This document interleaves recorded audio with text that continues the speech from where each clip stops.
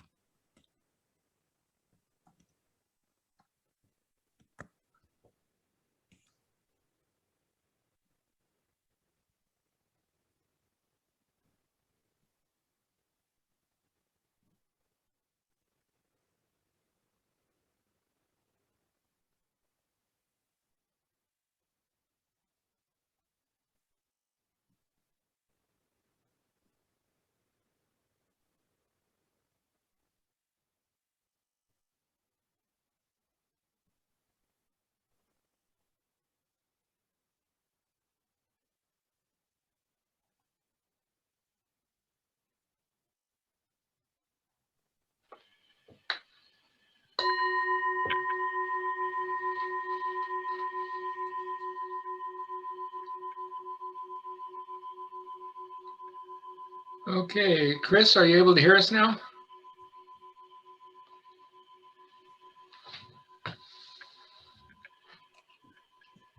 Okay. Okay. Before we started the meeting, Daniel said he had come across an interesting discussion on a Facebook page, the Rinzai Zen discussion page. So Daniel, why don't you recap the position you were in before you saw the page, and then what the page helped you, or the comments tickled you for.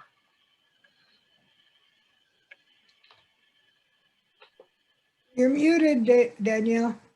You're muted. There we go. Mado regretfully edited his post. I mean, he had to. I think he had to take off somebody, and he had given a longer response. But what he left there, it's still pretty good. You know, there was somebody that asked a question about Sutrayana and Tantrayana and Mahayana and Pratyeka Buddhas and so let me read you what's the only thing that's left now in Facebook. I took a picture of it. And I want to say that my confusion in your interest, I know that you've been talking about it for a long time, and I've read some of the stuff, but I still wasn't clear. Because, I mean, I always have thought that Zen is in the Mahayana tradition. And I think that this doesn't change that. But there is this other thing that some of the ancestors wanted to call Zen bigger than just Mahayana, as opposed to Theravada or Hinayana, that some people still call, and Sutrayana, and so on and so forth. That it's just something else. We're part of all of that, maybe, but this is something else. And then that I understand. I understand the motivation. I understand intellectually the point that it's trying to be made. Okay. Danielle, Yeah. can I interrupt you and ask you to adjust your camera so we can see your face? We're looking, that's better. Thank you. All right. So I'm going to read what Mado left. Mado Moore, administrator, to David Manier. Zen does not recognize the Sutrayana versus Tantrayana classifications and general path hierarchies expressed in Tibetan Buddhism. Zen also does not consider itself limited by these classifications. It does recognize Shravakayana and Pratyekayana, Pratyeka Buddhayana, and Mahayana Bodhisattvayana.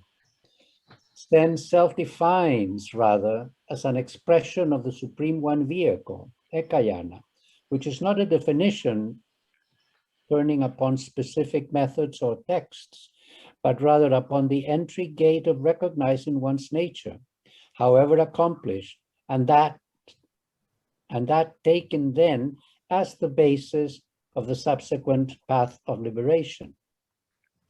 Other than that, I'm in agreement with your final points. It is really not relevant whether or not the methods of Zen or any other tradition are found in the sutras. The only thing relevant is whether or not they lead to awakening and liberation. You know, and man, you know, that I understand. For some reason, Gregory, I mean, you know me enough. I just could never quite. That's the one vehicle right there, man. That feels like it just dropped the bomb right in the middle of it. That's phenomenal. Am I wrong, Gregory? I don't want to put. Well, you're not wrong. It's the issue that sounds like it was raised with this Sutrayana thing is specific to Tibetan Buddhism, Right.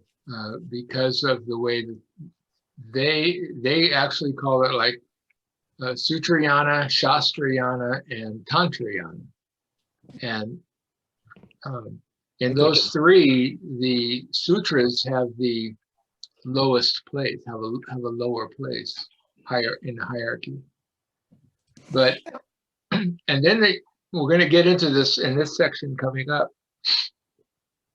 The term yana has been is confusing because it's used in various contextual differences. So you have yanas by numbers, the 2 vehicles and the 3 vehicles and the 1 vehicle. That's the yanas according to teachings, where the 2 vehicles are the disciples and the independent Buddhas, the Pratyeka Buddhas. And the 3rd vehicle is the Bodhisattva yana.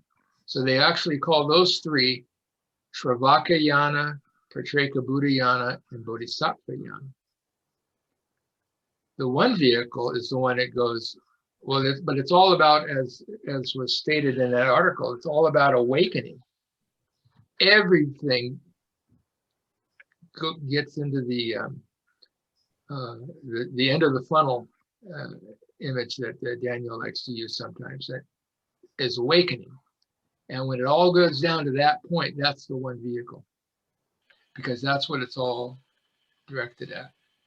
Now we're going to get here also, there's another use of the word yana, which is not about the teaching per se, but about the people who are following the teachings. And that's where we get into the 5 vehicles, where it's the humans and the devas, and then the disciples, Pratyeka Buddhas, and Bodhisattvas. Those are the 5 vehicles according to the people who are practicing them. So that you get the confusion about the yanas. Well, it's very confusing still. The confusion that I hear when you say that is, what does the ekayana mean? The ekayana means everything is included for the purposes of awakening. Is that what you're saying? That's a very, Wow. what do you want to say? Yeah, that's a way to say it. Remember, I had that, but the problem I have with that is my mind.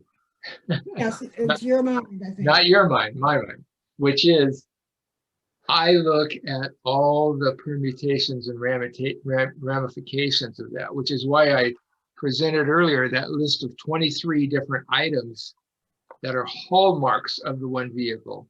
Because for me, when you get all the points on the graph, or all the, so many more pixels, you start to see the contour, the depth of it all. But Daniel, would you go ahead and reread that second part of Mado's comment? Maybe it's the middle part. The second part, well, I mean, it's pretty short. Let me do it again, the whole thing. Zen does not recognize Sutrayana versus Tantrayana classifications and general path hierarchies expressed in the Tibetan Buddhism. Okay. Zen also does not consider itself limited by these classifications. It does not recognize Shakrayana or Pratyeka Buddhayana and Mahayana and Bodhisattvayana. It does recognize these. Zen self-defines rather as an expression of the Supreme One vehicle, Ekayana, which is not a definition turning upon specific methods or texts, but rather upon the entry gate of recognizing one's true nature, however accomplished, and that taken then as the basis of a subsequent path of liberation. Right, so stop there. This is, he's echoing a very famous section of, well, I call it famous because it's famous in my mind, Hakuin's Letter to an Aged Nun, where he talks about that sense of Zen is not the only way. And Tendai has their way of framing it. The Lotus Sutra people have their way of framing it. Shingon people, everybody frames the word in their own way, but it's all about awakening to mind, which is the Buddha mind. So that's a very core statement of it, which is exactly what Hakuin and Tori were talking about. And then the last paragraph is, other than that, I'm in agreement with your final points. It is really not relevant whether or not the methods of Zen or any other tradition are found in the sutras. The only thing relevant is whether or not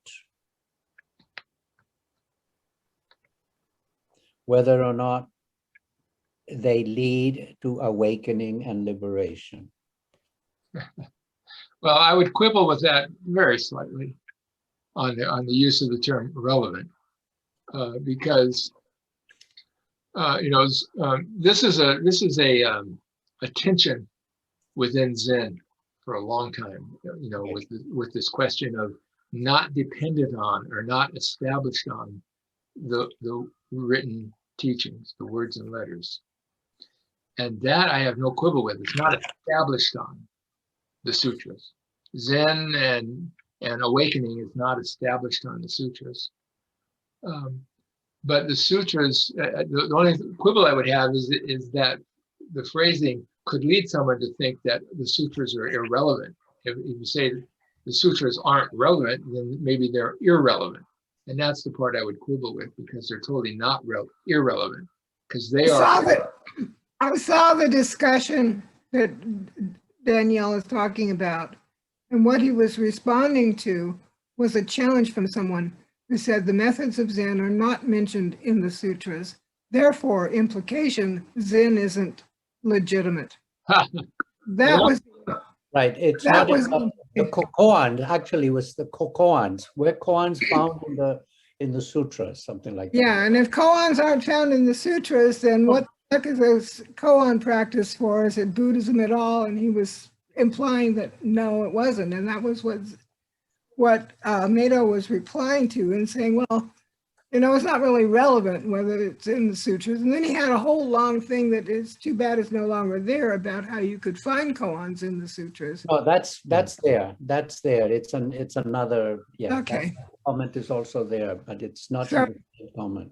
But getting back to the core issue or the core thing for our discussion about what is the ekayana? What is the ekayana? What is the Well, listen, we've talked about things like the immeasurable virtuous merits and the inconceivable mind. So if you really want to try to stranglehold the question of what is it, it's not going to happen. It's like grabbing water.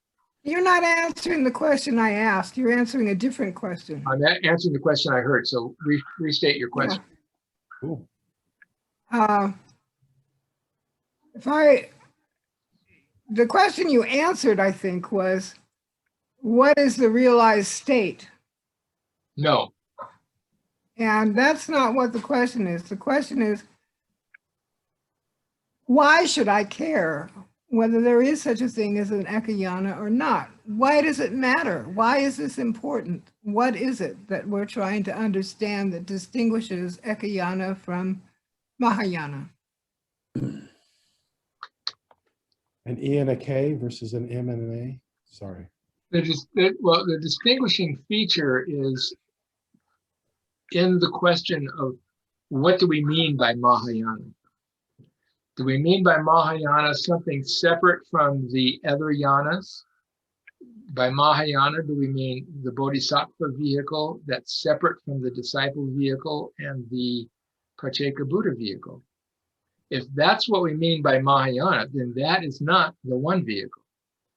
But you'll see in Queen Srimala Sutra, the whole point of it is saying this is the Mahayana, and Mahayana is the one vehicle. So if you are leaving out the disciples and the Pratyeka Buddhas, you're not really Mahayana. That's a lesser great vehicle, not the greater great vehicle. And the greater great vehicle goes by several names: the Buddha vehicle, the supreme vehicle, and the one vehicle. So that's in the difference between Mahayana and Ekayana, or one vehicle. That's the point, is the emphasis on the inclusive factor of all people in all ways. Even non-Buddhist ways are given, the respect for the attempt to realize the truth of mind, the Buddha nature, from within whatever framework culturally that they are in. The Buddha talks to an outsider. Is that the koan name? I can't remember. There's several of them where he talks to the outsider. And I like Guo is always saying there's nothing taught in Zen that isn't taught in the sutras, and even traceable to some of the Pali Canon, mostly to the Pali Canon sutras. So there's lots of, the method of the strict method of a koan practice may not be fully articulated in the early sutras, especially because they focused on the Eightfold Path and Samatha, Vipassana. But there are in the sutras things that are questions and responses that are koan mondo, koan exchanges. Yeah, Mike. Yeah, like when I look at Vimalakirti in particular, it feels like everybody who goes to kind of like when they're like, hey, I can't go talk to Vimalakirti because dude kind of threw out this koan for me that really blew my mind.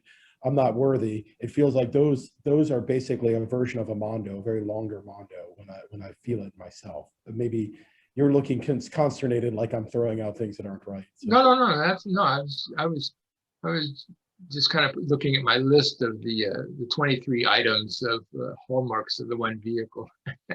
Yeah, Mado mentions that some of the sutras and some of the statements of the Buddha and that are traditional in the Pali canon, you know, as they're definitely koans for us, you know. I mean, we have koans from the Diamond Sutra, we have koans from anyway. So yeah, there's one other line from the sutras that really tags for me, which is one back and forth. I can't remember whether it's Diamond or the Vimalakirti Sutra, but where the Buddha is asked a few times a version of this.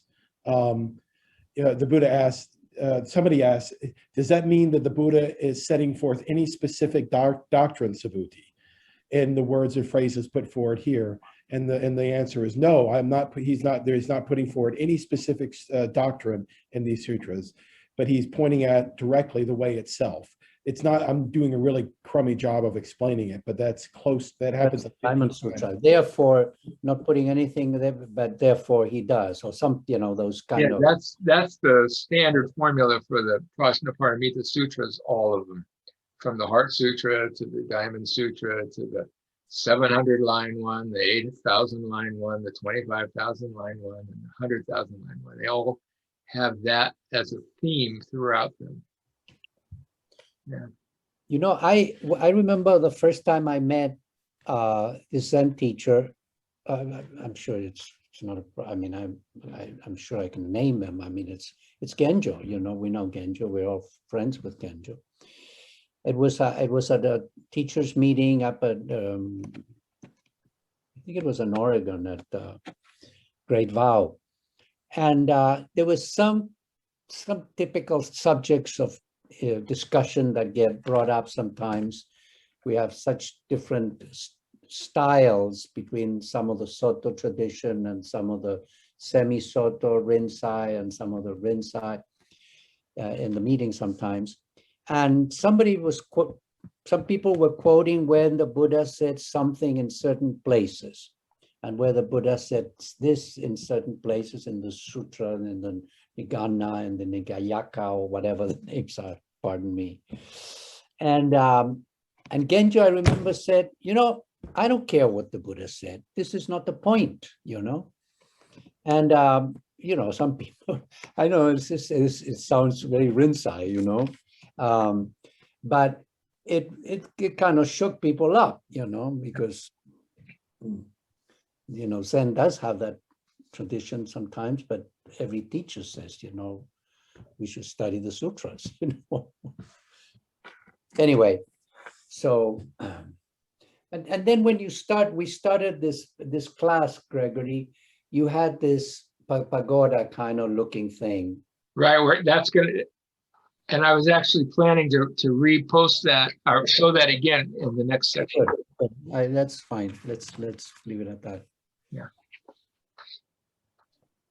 Well, you know, something opened up and something. It's interesting. You know, for a while there, this couldn't quite get why is Gregory so interested in this? That seems to be semantics. But Carol, were you saying something? I was, but I don't really want to say it. Okay. I think I want to just listen. I don't think I really want to engage in this part of this discussion. It's Okay, well, let's go back. Let's pick up where we left off then. We left off at part 1, section 3. If I can find it here.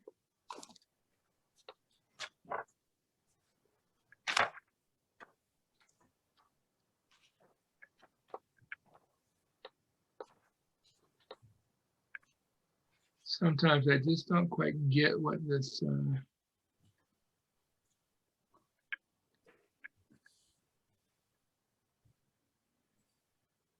what's going on here?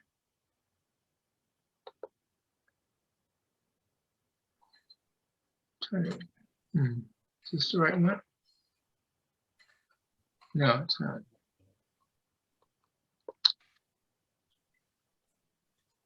For some reason, when I do the share screen thing, the screen I expect to see to share is not showing. I don't know what's going on here. Oh, here it is.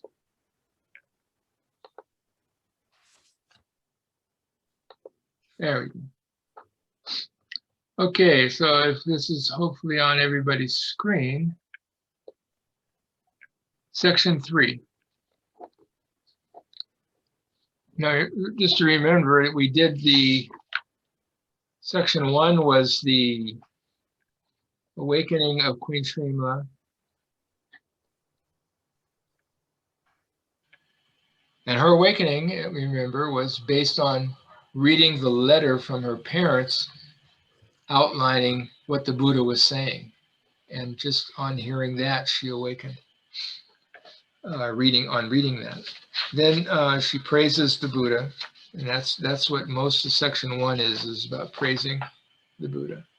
Section 2 is then she makes her 10 vows, her 10 what are called inconceivably great proclamations or great vows. And the last vow was a sort of a summation vow that said that she will accept, go back up to it, that she will accept from today henceforth, I will accept the real Dharma. So this is the translation where she's talking about how to practice, how to behave, and what she's going to do as a bodhisattva relating to people. And then the 10th one is that she will practice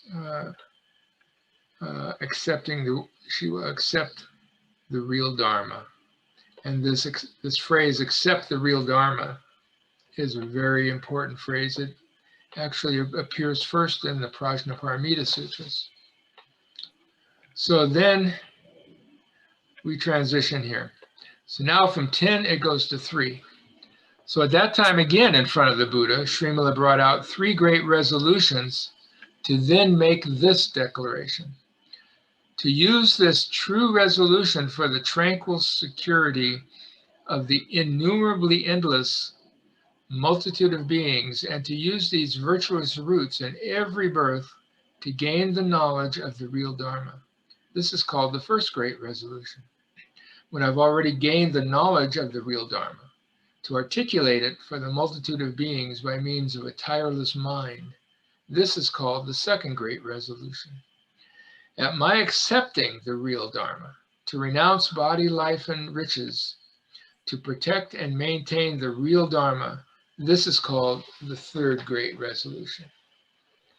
So obviously the first thing that is easy to point out here is how it's sort of a 1, 2, 3 step process, where the first one is vowing basically to study and practice with a purpose to emancipate others. And therefore it's to gain the knowledge of the real Dharma, and that is by basically we can use whatever framework you want for that. The simplest one and traditional one is the 3 forms of study: morality, meditation, and prajna, wisdom. And so her first vow is to use the virtuous roots she has in every birth to gain the knowledge of the real Dharma. The second one is, well, what do you do once you gain it? And so then she says, well, I vow once I've gained it to articulate it, to share it, to clarify it to the multitude of beings, and to do this with a tireless mind. So after learning or gaining the knowledge, we have to share it. Our, she, in this framework, sharing is the next natural step. And then the third, after gaining the knowledge and sharing the knowledge. And of course, remember here, we're talking about knowledge as a single word, but it means the Buddha knowledge or the noble knowledge, which is the term used in the Lankavatara Sutra. The Buddha knowledge is the term used in the Lotus Sutra. So then now the third one is after gaining and sharing it, now is accepting it. And the final piece of the puzzle to accept the real Dharma is in to renounce body, life, and riches. Now this is probably a very scary thing for most of us, especially in the West, to see such a statement, to renounce body, life, and riches. In order to protect and maintain the real Dharma, this is called the third great resolution. So the point that I have here about this is really, this is about taking responsibility for the real Dharma and to realize that this renunciation aspect is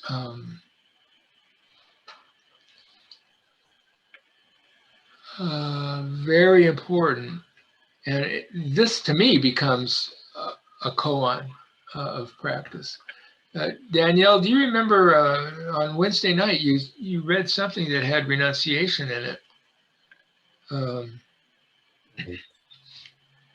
And I thought to myself, I should have remembered that, because this is really a very important point. Yes. Give me another little clue. What was? Well, yeah, I think you were reading something that talked about renunciation, but I can't remember exactly what it was. Yeah, Wednesday or the last Wednesday? Just yesterday. yesterday. You know, what you mentioned this renunciation issue and how scary it is for Westerners. And going through these, it seemed like the order was reversed. At first, you have to accept the real Dharma before you can articulate it and help others. Interesting. This has it reversed, and it's fascinating to me that the final step in this trilogy, at least, is the renunciation. And that maybe you have to go through all of that, through that whole development in order to be able to renounce in that complete fashion. I think that you're right exactly there with the addition of the complete fact, the completeness of it all. Yeah. My notes on this is that we see there's two kinds of renunciation, in the sense of at the beginning and at the end. And at the beginning, we have all kinds of renunciation just in accepting precepts, where I'm going to stop lying. That's renouncing. So we have that kind, and this is what lays the foundation. And in fact, we've seen over and over again the use of the term the virtuous merits or the virtuous roots, and those are all developed and seeded by renunciation as one of the aspects of it. This kind of morality, sila, precepts type of renunciation.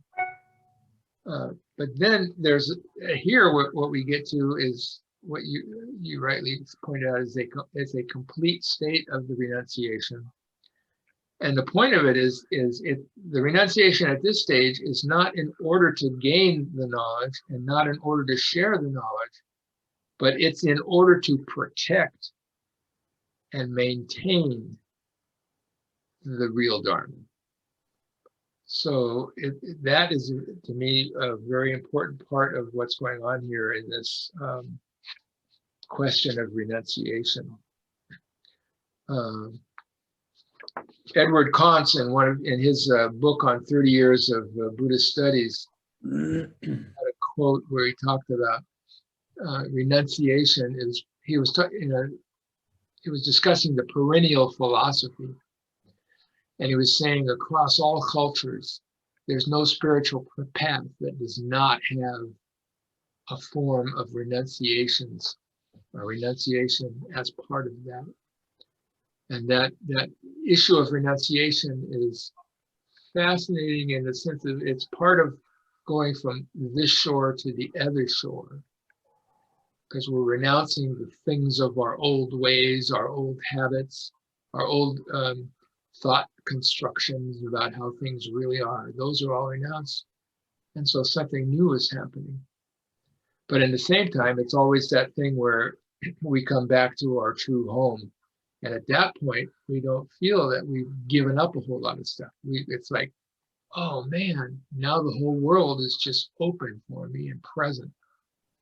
And I remember the story about, I think it's in Zen Flesh, Zen Bones, where the story about the Zen teacher goes to visit his lay person who has a big chest of diamonds, or chest of jewels and money, and he points to it and he says, "Oh, can I see it?" And the guy opens it up the lid and says, "Oh, thank you for sharing it with me. Thank you for giving it to me." The guy says, "No, I'm not giving it to you. I'm just letting you see it." So, but he says, I get as much use out of it as you do. So I think that's an aspect of the renunciation, that he's renounced it all, therefore he can just see the money and it's as much him and his as anything else. This phrase, we're going to come up with another structure of three in renunciation. Here it's body, life, and riches. Some people say possessions as the translation for that term, riches. I'm going with the more literal Sanskrit word as riches, because obviously, we're not going to be necessarily renouncing our clothes or those things. Especially, we saw Queen Srimala didn't renounce those things. She just said, I'm going to use these things that I'm given to help people. So that's the way I look at this. Basically, it is the I, me, and mine. I as this body, that sense of I am this body. The word here, life, the Waymans in their book translated as life force. And sometimes I've tried to play with it and translate it as lifespan. The literal word that's used is in Chinese is translated as destiny. So what it refers to is not the fact of our life, but the sense of our life is ongoing. So we have our body, and then we have our life as is ongoing, the lifespan, the life force. And then the third is the riches, those things that we call mine.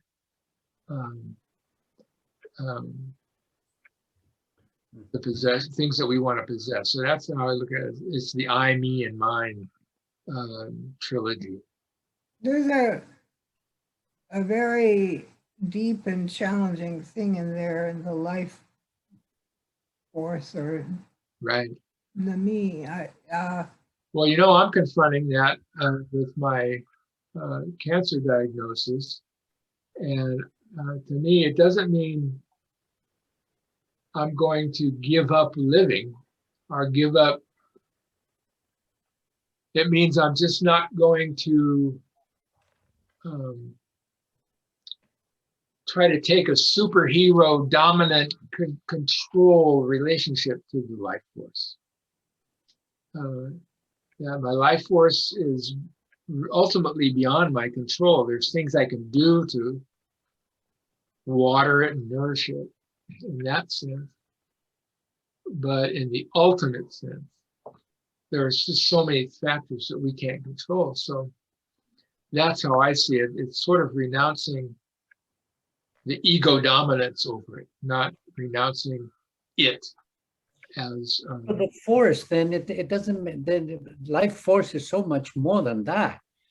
For me, I mean, it's just words, no? But yeah, life force is so basic and elemental, it seems to me. right. Yeah. I mean, what You makes give the green away grass life grow? force, you give away life force, it's like there's no breath, there's no life. Right. That's why I call it lifespan instead of life force, because to me, what it's talking about is we all think that there is a subtle sense that we're going to live forever. I don't think anybody avoids that to some degree. And that's why I translate it as lifespan, because the thing is typically, the Chinese word is destiny, one's destined life. You know, I was reading a wonderful poem by Mary Oliver yesterday, and she didn't say this, but it comes to me. She was talking about responsibility for my life. And the renunciation that I think you might be talking about is actually the renunciation of responsibility for my life. My life is given, it is there. Well, I wouldn't say that. You wouldn't say that. Because To me, that's where I try to get in and interfere with it and claim that I created it and claim that it's my doing, and it's so much more than that. The renunciation kind of lets that go a bit. maybe I was misinterpreting the use of the word responsibility. Because responsibility is Yeah. we don't give up our responsibility, we give up our pretense of being able to control it all and be responsible for whatever happens. Right. Yeah. Oh, yeah, I can see where the word giving up my responsibility would push that button for sure. But I do mean that when all back in the day, people used to say you create your own reality and all that shit. And it is always clear to me that it's much bigger than anything I can create. Right. So I'm using the word responsibility in that sense. Good. So just to highlight that the importance of this issue of renunciation, it's discussed as the third of the great resolutions. It's also going to be brought back up in section 4, the next section in part 2, with reference to the 2 kinds of death. And then it's brought up again in part 3, section 5, on the one vehicle section.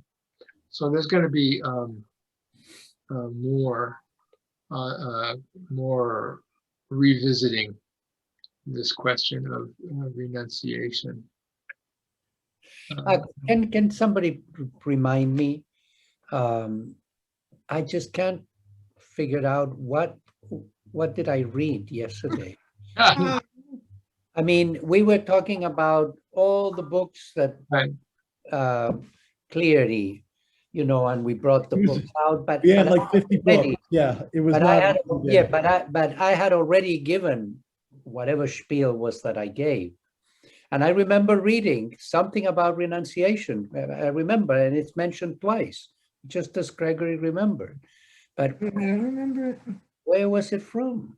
Well, Mike has the tape, so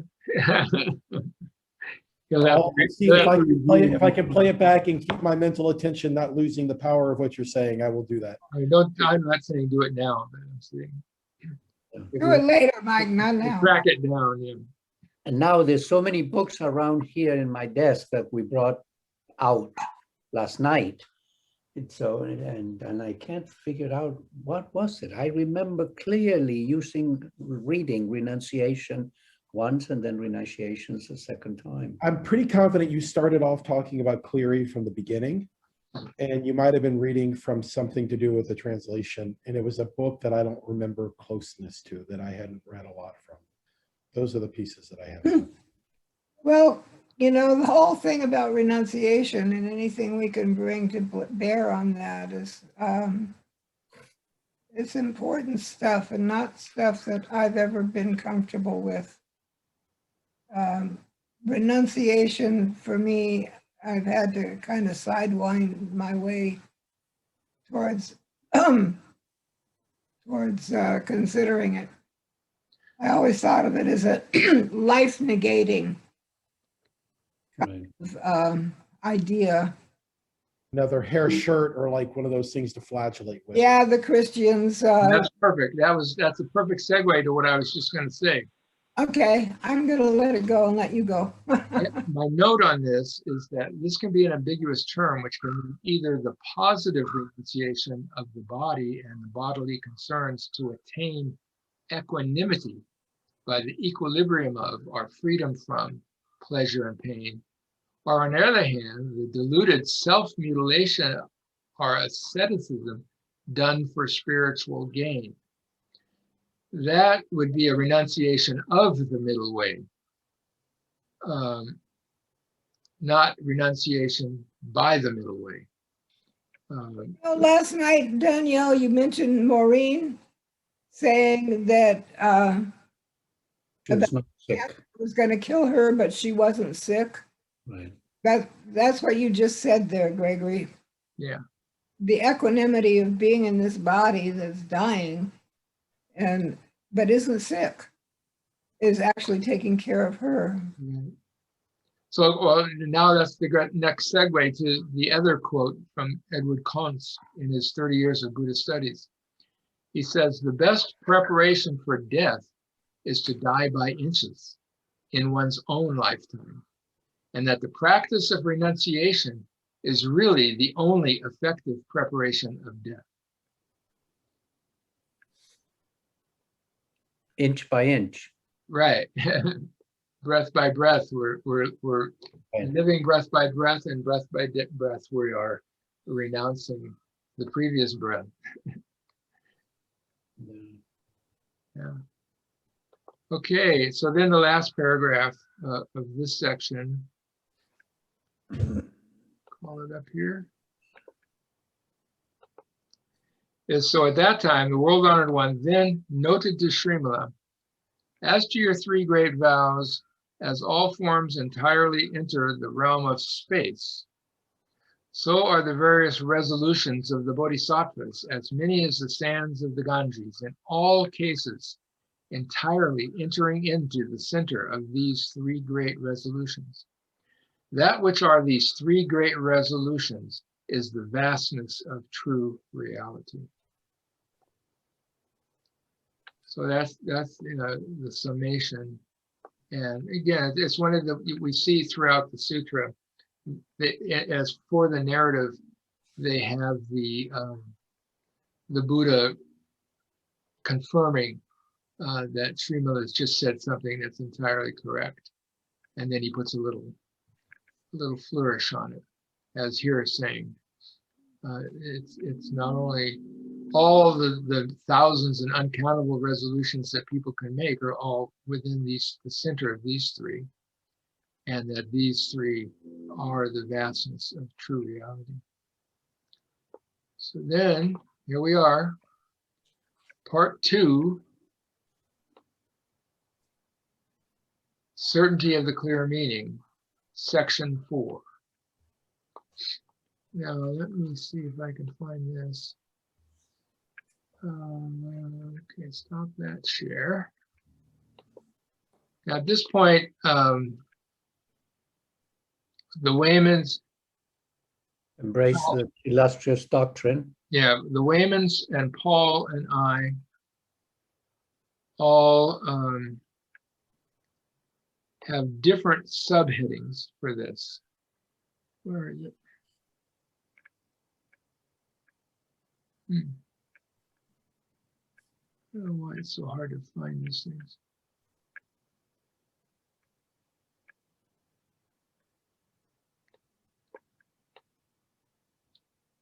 Chris, I think you're talking, but we can't hear you. You're muted. You might need to do *6 or something.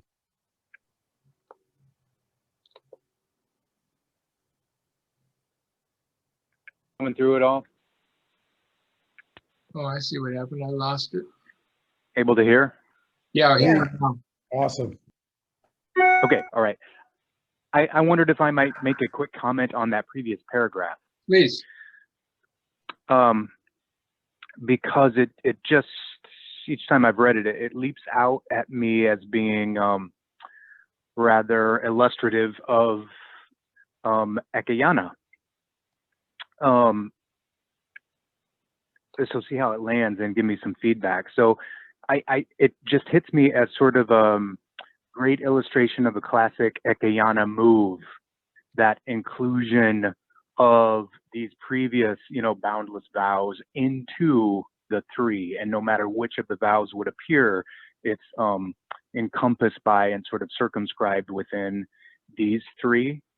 Not to say that that is itself the description of Ekayana, but it's a sort of Ekayana feeling vibe to that helps us get the drift of what's going on with Ekayana, that coherence, and that almost like a tractor beam of anything that's useful and finding value in something, and then so joining with that as part of the path of awakening. Yeah, I like that. That's good. And we're going to put a cherry on that cake in the next couple paragraphs. Awesome, thank you. Okay, so here's, well, what happened? That looks cool. What do you see?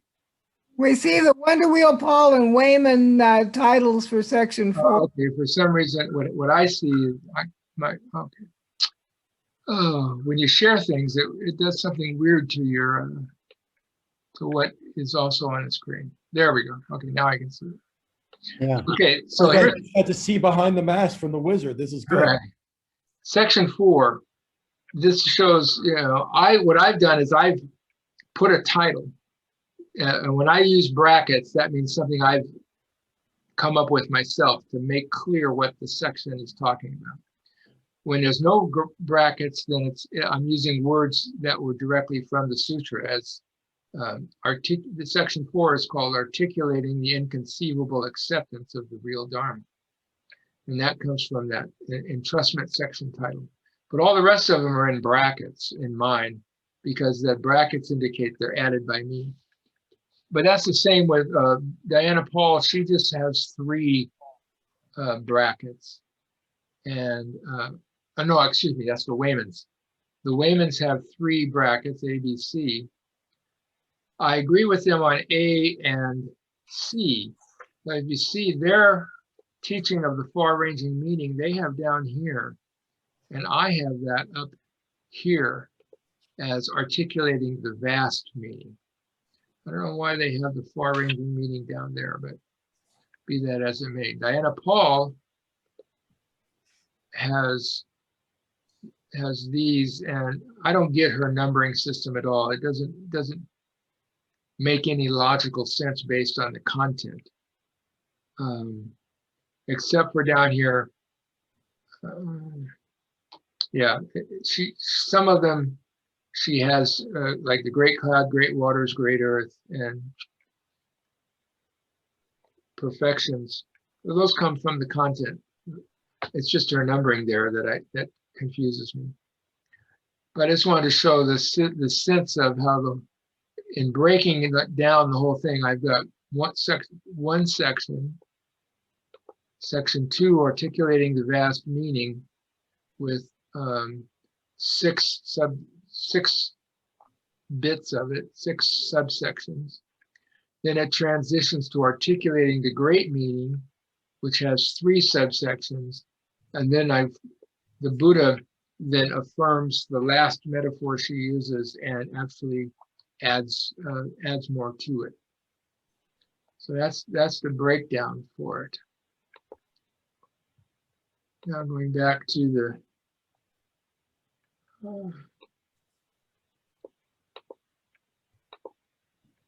the text itself.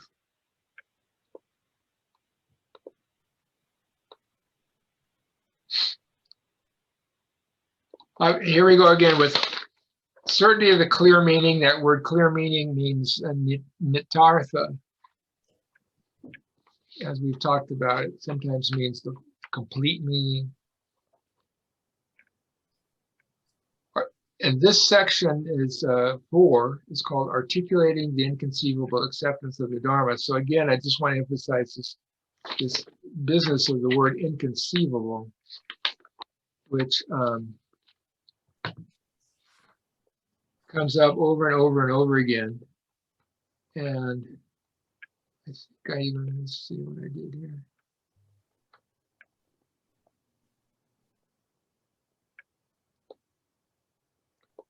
Here we go.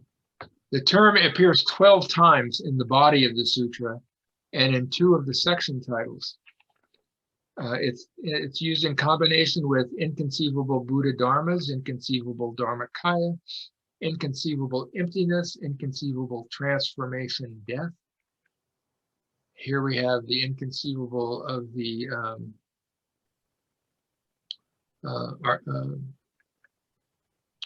acceptance of the real Dharma.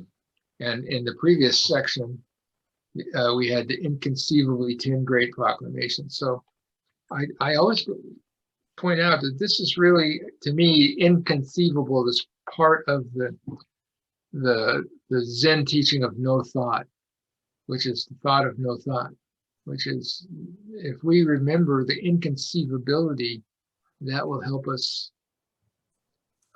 get into the non-dual frame of mind of the non-dual sections, because it's not something we can put into a box and wrap up.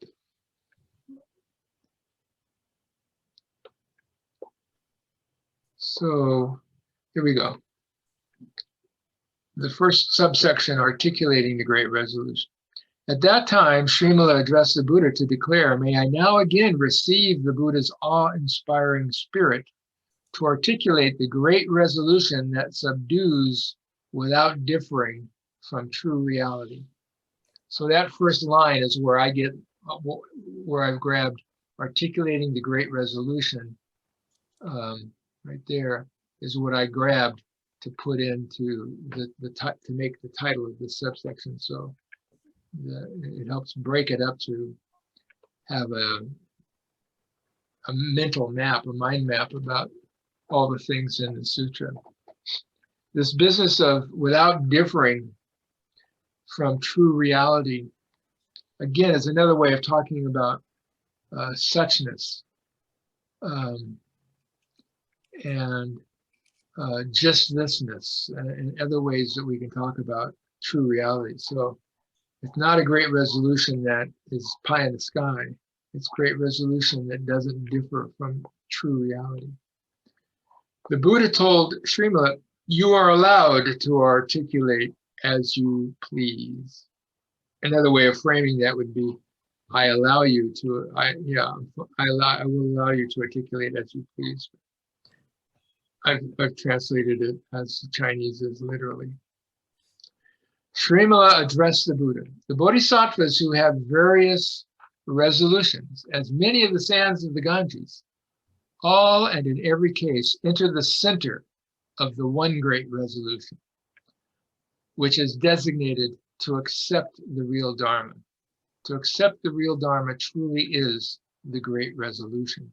So that's the point, the part I was saying, Chris, where it all, not only do we have the 3 great resolutions and getting into the center of the 3 great resolutions, and that gets down to one great resolution. I put in there the Sanskrit for that. Ekasmin Maha Paridana,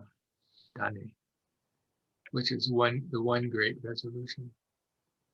And so it all boils down to these four characters in Chinese to accept the real Dharma.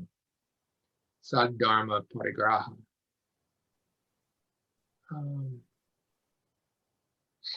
And this is truly the great resolution. And so I see this this idea of the one great resolution is the harbinger of the one vehicle. We haven't really in the sutra yet said the words one vehicle, and that's going to be in the next section 5. But this to me is the harbinger. And this whole question about the acceptance of the real Dharma, historically and in context, is this sutra is affirming the Prajnaparamita Sutras and affirming what was said about acceptance of the real Dharma in the Prajnaparamita Sutras. But it's carrying it forward to what we might call, using Western language, a new dispensation, the New Testament version of the great acceptance of the great resolution, which is really what the one vehicle as a teaching is all about. And so this whole section, as it goes over and over and over again, the various imagery and importance of the great resolution to accept the real Dharma, is laying a foundation of it's reassuring all the bodhisattvas. This is not something different. This is what we've already talked about in the Prajnaparamita Sutras. I use the word synthesizing. We're rounding it out or showing its applications and implications. So here we begin. The Buddha praised Srimala. Excellent, excellent. Wisdom and skillful means are extremely profound and minutely subtle. In the long night, you have already planted various roots of virtue. In the world to come, the multitude of beings with that long time kind of virtuous roots will consequently be able to interpret that which you articulate. The gist of your articulation of the acceptance of the real Dharma is, in every case, like the various Buddhas of the past, present, and future who have already articulated, now articulate, and will articulate it. Now that I have attained unsurpassed awakening, Anuttara Bodhi, likewise, I always articulate the acceptance of the real Dharma. So it is that my articulation of the acceptance of the real Dharma actually has virtuous merits that do not attain an utmost boundary. The Tathagata's wisdom and discussion ability likewise are without an utmost boundary. Because why? It is that the acceptance of the real Dharma has great virtuous merits and has great benefits. So if we go backwards, this is sort of this last line. It has great virtuous merits and great benefits. It's like what Daniel was talking about. It appears over and over as the formula in the Diamond Sutra. It's inconceivable. It's beyond a boundary of any kind. And because it's inconceivable, we can call it great. But of course, great is a conception. So there's always that paradox of when talking about it. Going back to the beginning of this section, this paragraph. Excellent, excellent. Wisdom and skillful means are extremely profound. In the sutra, the word I put in here in parentheses, jhana prajna. It's the two-character Chinese word, and I've translated that as wisdom whenever these two characters appear together. When the prajna appear, when jhana appears all by itself, then I just translate it as knowledge. So here we have wisdom and skillful means. And this is a little different than what we the idea of wisdom and compassion. But skillful means is really the application of compassion. So it really is that same two-legged walking practice of wisdom and compassion. But here, the compassion is focused on the action, the actual doing of compassion, which is using skillful means. And we find this wonderful phrase that we have, profound and minutely subtle. I have no idea if they got that out of this sutra, or if this sutra got it out of earlier sutras, but it's that phrase that we're very familiar with in our opening the Dharma chant. In the Diamond Sangha version. Yeah, I don't know what other version it would be. Well, I'm assuming that there are other schools that have a different chant for opening the Dharma. And I don't know if they say minutely subtle and infinitely profound or what. Well, they don't say exactly those words, but one thing that is different from us, we say our body, mouth, and thought, and like San Francisco Senseris uses our actions, words, and thoughts. Action, words, and thoughts. We say body, mind, and thought. Purification. Yeah, I think this profound and minutely subtle, it's some translation of that phrase, although it could be deep and very subtle, that kind of thing. But the phrase is used in all the opening of the Dharma chantings that of all the Zen centers I've been in. Uh-huh. I don't know I've if heard they it use before in a sutra. It might have been the lotus or it might have been the diamond, some kind of echo of that phrase that made me think, oh, that's maybe where we got it from. So, but I don't know the lineage, and I don't know which one in terms of like whether this was before that or that before this or whatever. Well, I have to make a note to myself to do the electronic search for the phrase and see how many sutras it shows up in. Zen Center for sure is you recognize it immediately, you know, it's just very, very similar. Yeah, minutely subtle. That's the word. Profound, of course, means deep, and minutely subtle means,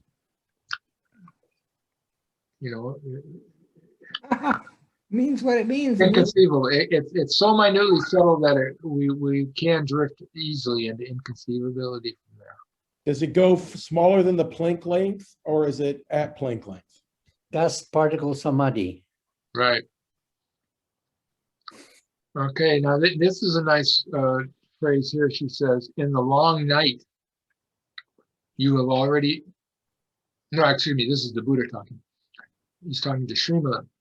In the long night, you have already planted various roots of virtue. So basically, he's acknowledging how she got here. But this term, the long night,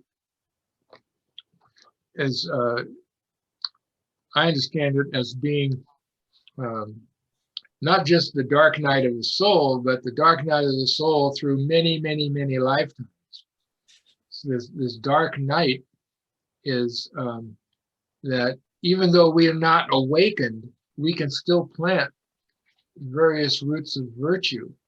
And if we can plant roots of virtue during the long nights of however long we go back looking at or look forward to. I just love that. In the long night.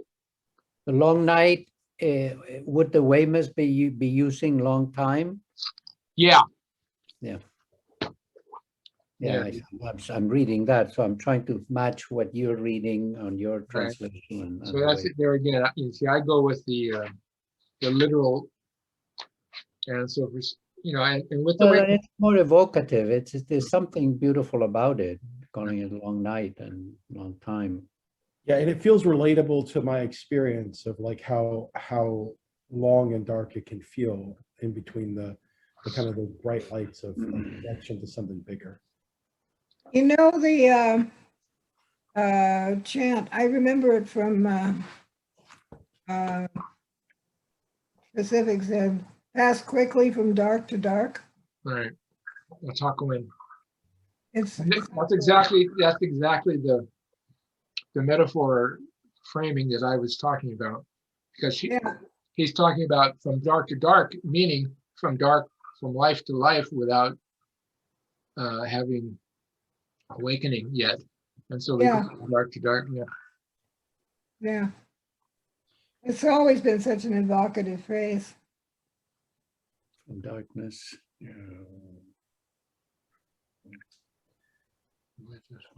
So then the Buddha says, well, yeah, and in the world to come, of course, that could be either the next life or it could be a reference. It seems to me to be a reference for the Buddha field he had already talked about when she becomes a Buddha.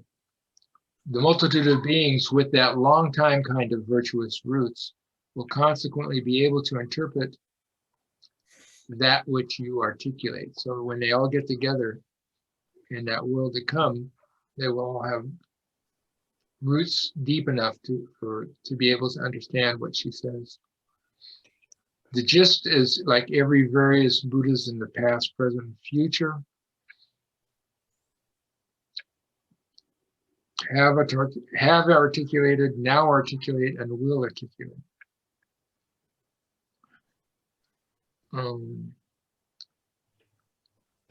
He lays it on thick. I've attained unsurpassed awakening, and I always articulate this. So you can't get any better confirmation than that. So here we go. My articulation of the acceptance of real Dharma actually has virtuous merits that do not attain an utmost boundary. And there again, that do not attain an utmost boundary is another way of referring to the inconceivability of it. There's no boundary at the edge of it. To study the self is to forget the self. To forget the self is to be confirmed by the 10,000 beings. And this confirmation goes on endlessly, leaving no trace. Right. So he's saying the virtuous merits don't have an utmost boundary, and therefore the wisdom and discussion ability likewise are without an utmost boundary.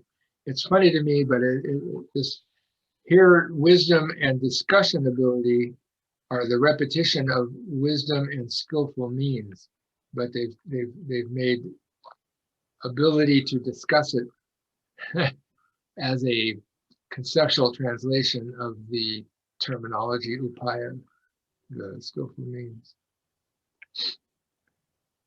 All right.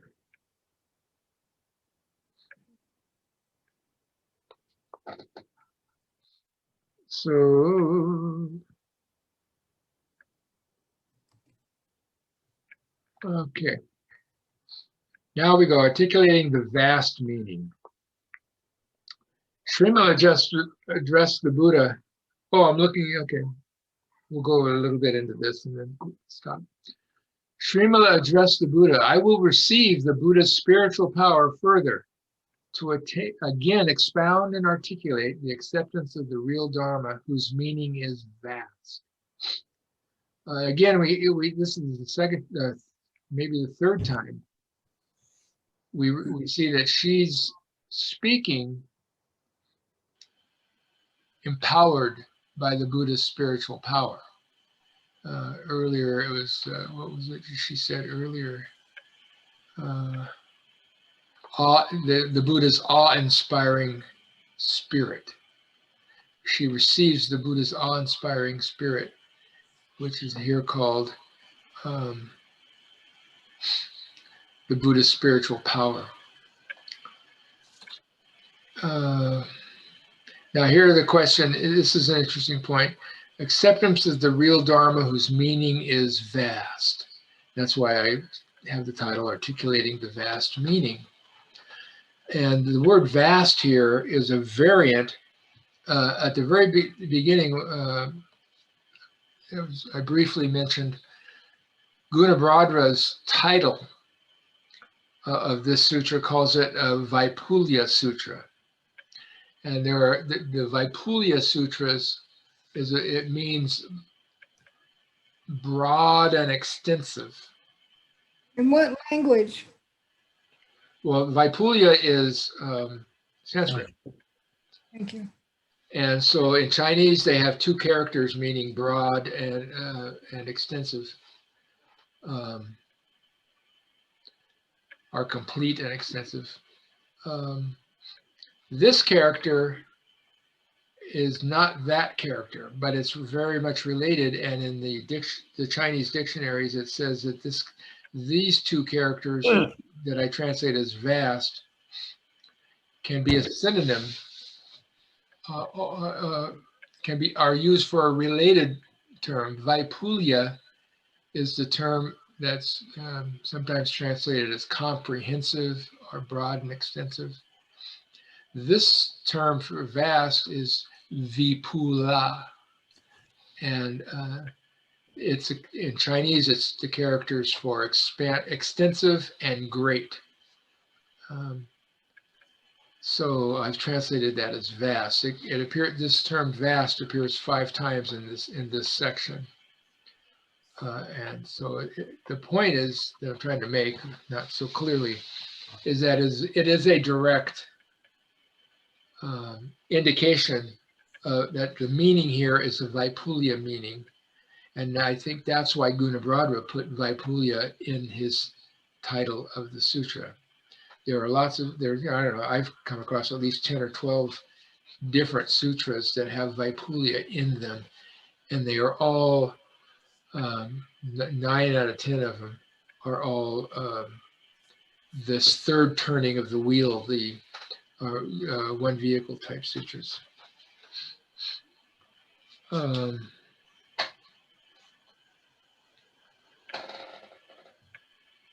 The Waymans have extend beyond, that this is, instead of saying vast, they say extend beyond. Garma Chang has truly vast. So that's that. So then the Buddha says, then articulate. Srimala addressed the Buddha, that which is the vast meaning of acceptance of the real Dharma exactly is immeasurable and attains every Buddha Dharma, embracing the 84,000 Dharma gates. So here again, of course, we know that Dharma gates are innumerable, but sometimes they put numbers on it, 84,000. A lot of people conjecture where this number 84,000 came from.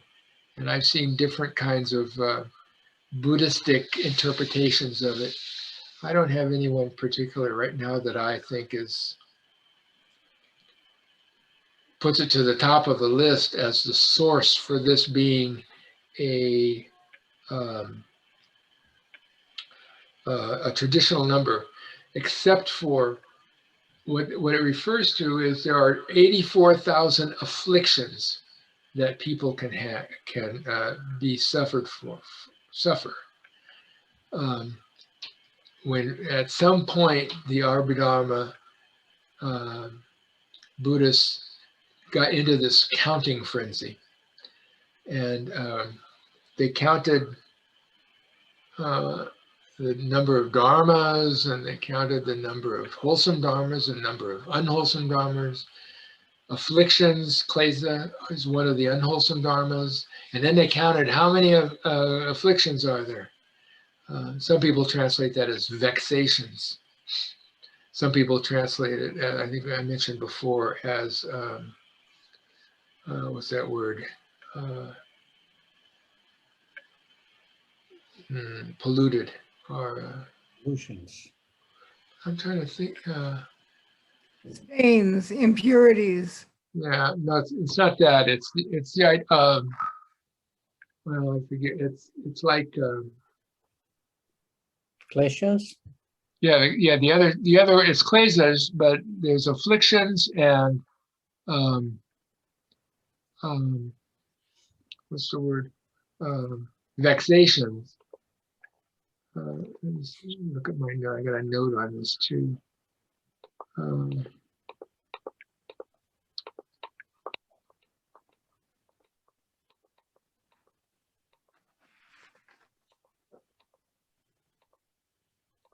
here we are. Okay.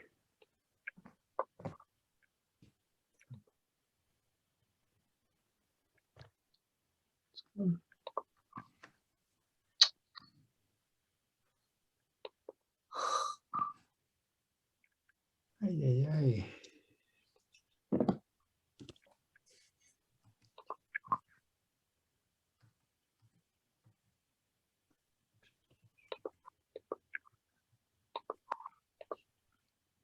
All right, also, okay, well.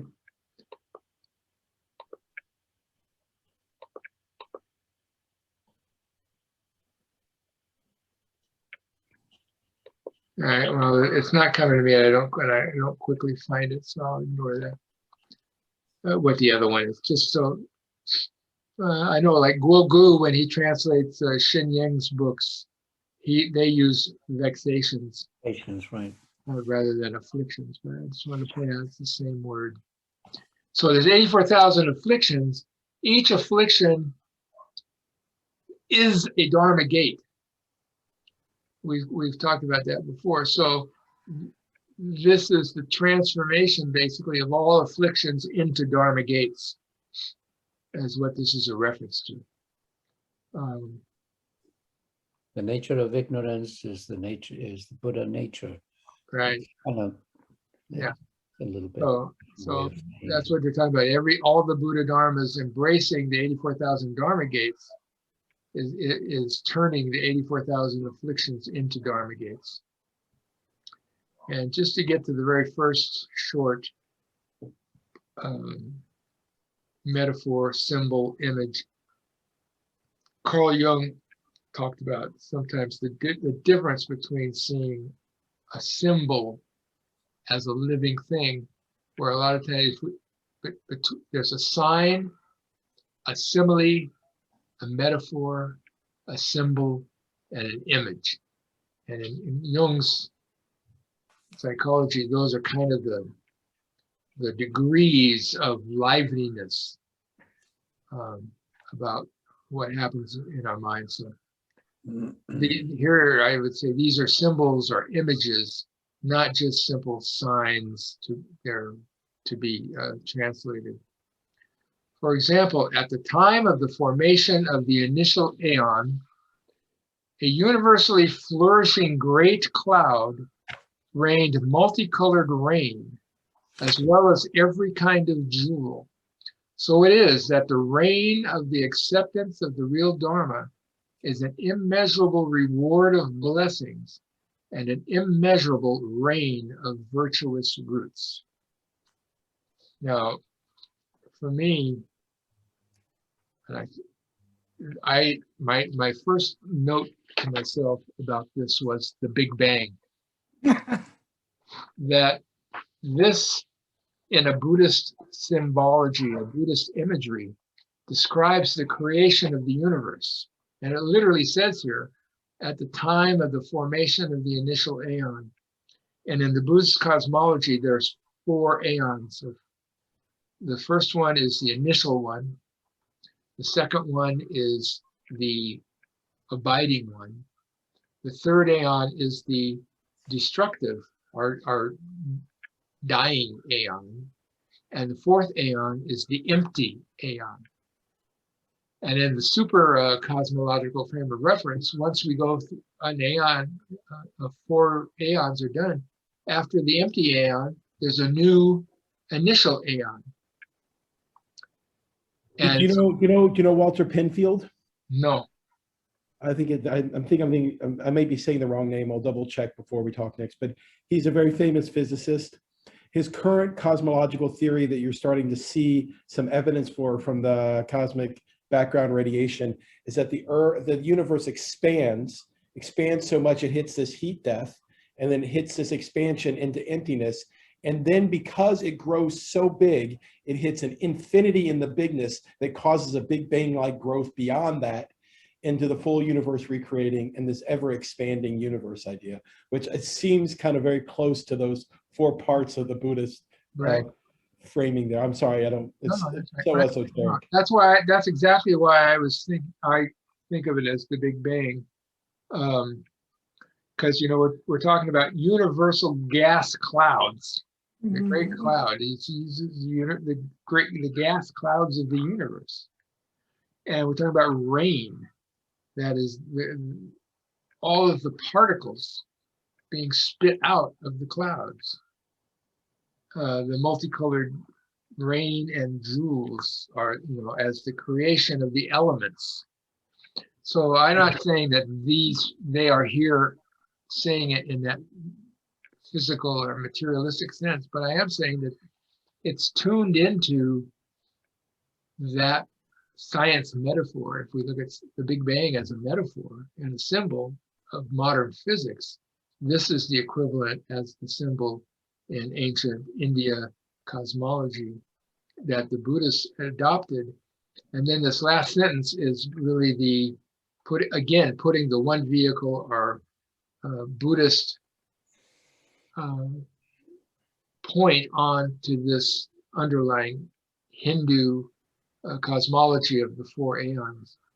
That when at the very beginning, in the formation of the universe and reality, when the cloud is spitting out the basic kinds of jewels and multicolored rain, this is the reward of blessings, and this is the immeasurable rain of virtuous roots. So I really like it that's really just saying, you know, it's like saying, it's not that at all, when we talk about developing virtuous roots, what we're talking about is developing our awareness and connection and realization and manifestation of the virtuous roots. And this becomes this simple line becomes a pointer that this entire universe is the immeasurable rain of virtuous roots. So there's nothing lacking. And our development is based on virtuous roots, which comes from this universe, not some other place. So there we go. We'll stop there for now in terms of going through the sutra. Any final comments or questions? No, I think it's a really good place to stop.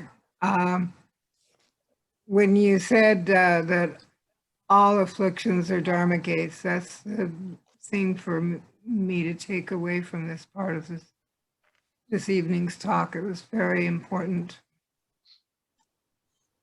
piece of that sutra. Remember the what is it?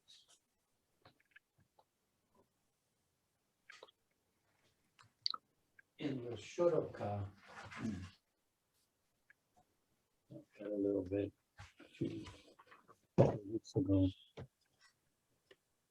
There is the leisurely one, walking the Tao beyond philosophy, not avoiding fantasy, not seeking truth. The real nature of ignorance is Buddha nature itself.